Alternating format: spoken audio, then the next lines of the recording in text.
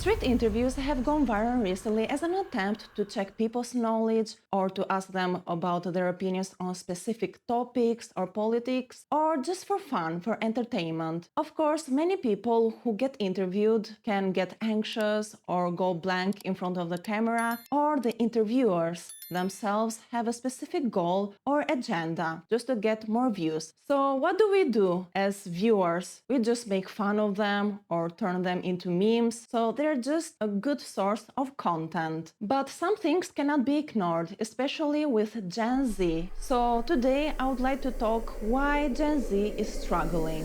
This lack of knowledge is not only observed in the street interviews, but also all over social media, and they lack a lot of basic information, and they still have strong opinions about certain issues. Men do not menstruate. Only women menstruate. Now, you can call yourself whatever you want. Cis men don't menstruate, but trans men do menstruate. No, Same they as don't. non-binary people. Only women. Menstruating is not exclusive Yes, to it cis is. women. No, it's not. Yes, it is. So explain to me as to why my body menstruated at some point. If your chromosomes are XX and you're young, you menstruate. If you're XY, you don't. Correct, but what about trans men and non-binary? They're We're not excluding men. a whole group of people They're women that dressed menstruate. as men. Well, what's a man to you? You define a man for me. You have chromosomes that are X and Y. That's what a man is. So why are we just looking at the science of this as an The example science. when we've learned sex and gender identity are they're completely different things. They're not completely They different are things. completely different. Completely different words.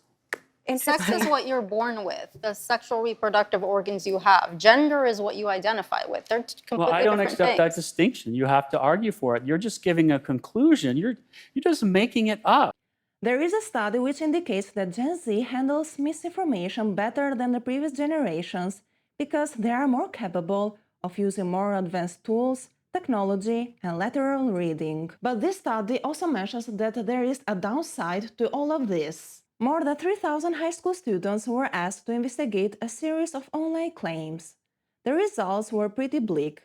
More than half of the students tested believe that an anonymous Facebook video filmed in Russia contained strong evidence of US voter fraud. So young people also fall into the same traps of weaponized misinformation tactics. Misinformation poses a great threat because it shapes our thoughts and opinions, which can be translated into actions.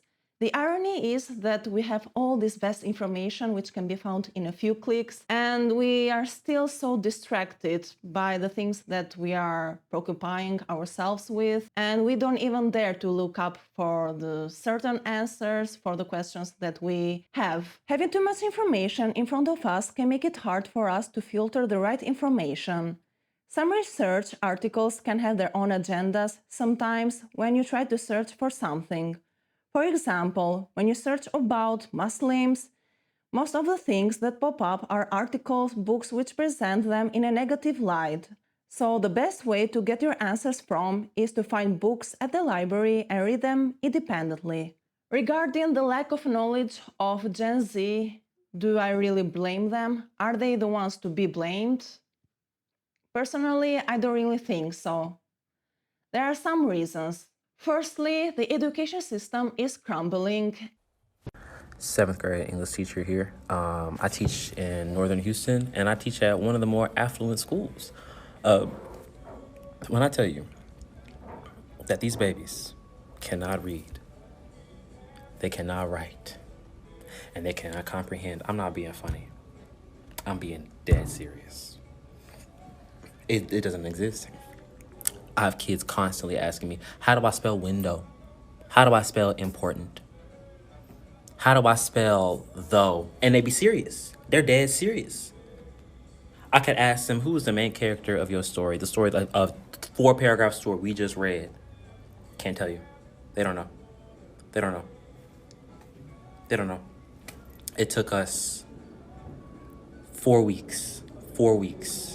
And somehow it is failing Gen Z. Most of the important things are left out of the books, or the way they are taught don't spark any interest in the young minds. So the goal is to just pass the class, and it isn't about getting knowledge which is enough. Another factor is parents who don't show their children what to prioritize first in life. Actually, parents play a vital role into shaping their children's intellectual curiosity and the thirst for knowledge. But most of the parents nowadays, they don't know themselves, or if their children start asking about certain things or they're just curious, they try to shut them down instead of searching together or just to find an answer, even though the parent might not know. At a young age, humans are very curious about the world around them and they act like sponges.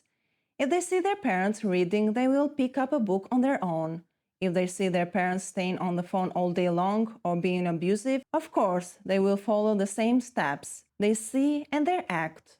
Another reason is, it's not a surprise, it's social media. TikTok, Instagram spread a lot of misinformation, sexual content by brainwashing the users. The allure of aesthetically pleasing content often blurs the line between truth and fiction. So they tend to follow what other people are saying or doing. The lack of community, the lack of love, attention, which isn't provided by the people who are the closest to them, makes them search for other alternatives or ways to fill in this void, this thing that it is missing in their lives. So that's why we see many of the Gen Z giving labels to themselves, so they can feel more validated and more accepted by a certain group of people. Unfortunately, Gen Z is facing unique and complicated challenges which are caused by the education system, by a lack of guidance and attention by their loved ones, by the social media, which are